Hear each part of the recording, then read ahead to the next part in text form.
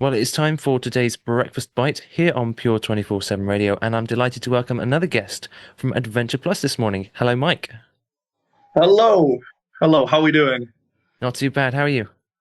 I'm living the dream. Can't complain. Awesome. Yeah, it's great to see you again. Saw you not all that long ago at the actual Adventure Plus site in person. I understand you've been somewhere rather exciting since then. Yeah. So this Saturday we've come back from our total adventure ski holiday, where we get young people, old people, people in between out for a lovely week of skiing in the Swiss Alps. Out there in him, as we like to say. And I mean, this week has been amazing for me personally. Found out I'm a fairly natural skier, took to it. But God was really moving, not just in our team, but amongst um, the young people we had with us. It was the best dorm discussion that I've been a part of. So yeah, I mean, highlights all across the board. Awesome. That is good. And so, just before we jump into today's breakfast bite, would you like to tell us a little bit about your role at Adventure Plus? Mm.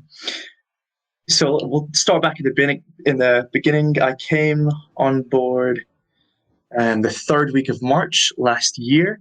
So it's almost been a full year at A plus. And I first came on as an instructor, and that role entailed running sessions, organizing sessions behind the scenes with our guests. Um, just this past winter, however, my role has changed a little bit, and now I'm helping to facilitate the construction of more of the features at our adventure base.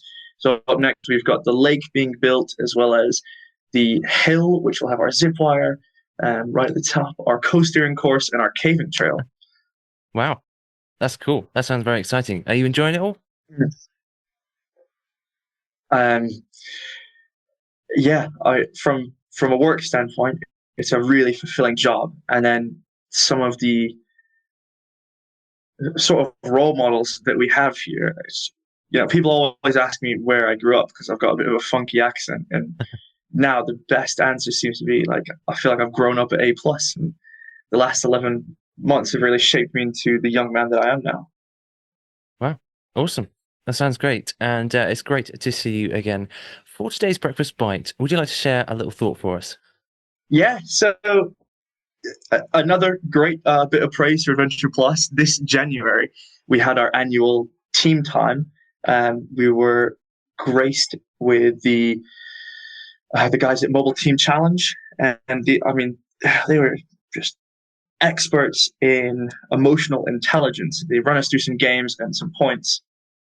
And one of the verses that's really stuck with me is it's in the book of Matthew, chapter 7, and it's verses 3 to 5, which I'll read for you now.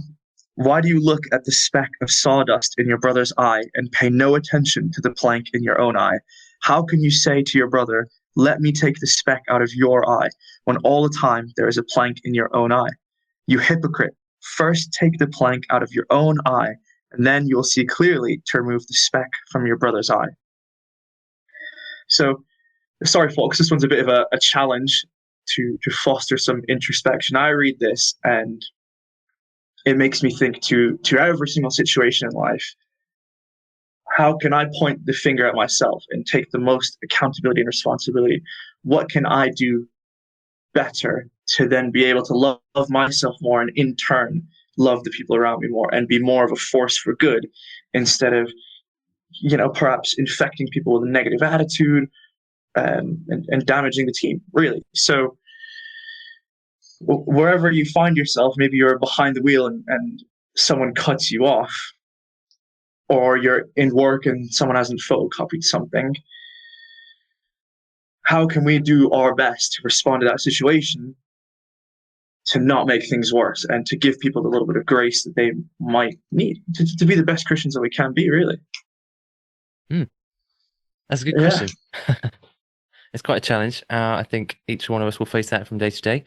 Maybe, like you Mm. say, somebody hasn't quite done their job well, and so that costs us time and work, and maybe that just maybe frustrates our own personal plans.